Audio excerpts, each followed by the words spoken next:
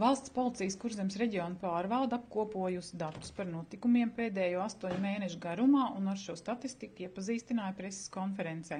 Velosipēda automašīnu zādzības veikalos, apzagti dzīvokļi, kamēr to saimnieki guļ saldā miegā, 9 noslepkoti cilvēki, bilanci nav iepriecinoša. Liepāja kļūs arī par narkotiku un nelegālu alkohola aprits centru Kurzemē, un tam ir pamatot iemesli. Tomēr policijas darbinieki strādājuši čakli un ir notverti gan slepkavas, gan velosipēdu un automašīnu zāgļi, gan svešu kredītkaršu lietotāji. Tad šogad ir reģistrēts 17 automašīnu zādzības 8 mēnešos, un krimināla vajāšanai nosūtīts 9. Tātad 9 personas principā tikuši apakaļ pa saviem spēkratiem, vai nu saņems kompensācijas. Vainīgās personas ir noskaidrots, un patreiz vēl strādā vismaz pie 4 automašīnu zādzībām.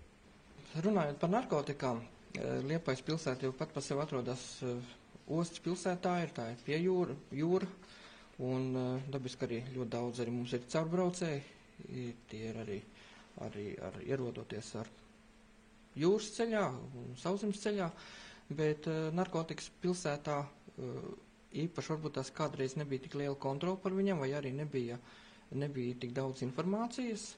Bet tā kā visā valstī un visā Eiropā īstenībā jau šī narkotika apkarošana ir primārais. Un krimināla policijas birojam ir uzdevums, kur strādā šie darbinieki ar operatīvo informāciju.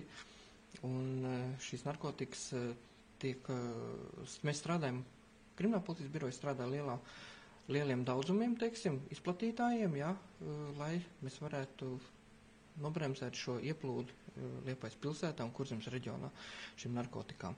Tāpēc var ziņot, ka 8 mēnešos mums ir izmeklēti 22 krimināli procesi saistībā ar un izņemts dažādu veidu narkotiskās un psihotropās vielas. Var nosaukt, ka, piemēram, izņemts ir 1 kg hašišs, 200 g kokaīns, 46 g metamfetamīns un 6 kg magoņu salmu. Policija neko nedod, ka no tāda un tāda pagalma vai treptelpas ir nozagts velosipēds, kurā viņš rāmi nezin, kā sauc, kādas detaļas viņš nezin, tad atkal ir tas jautājums, ko tad policija meklē.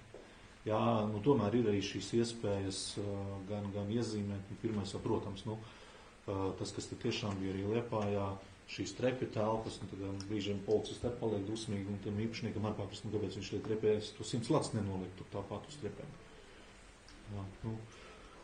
Tomēr, protams, cilvēks varbūt jūtās droši, bet ir kaut kur robežas, kur tomēr ir katram arī par īpašumu pašam arī jāprūpēs kaut kādā mērā.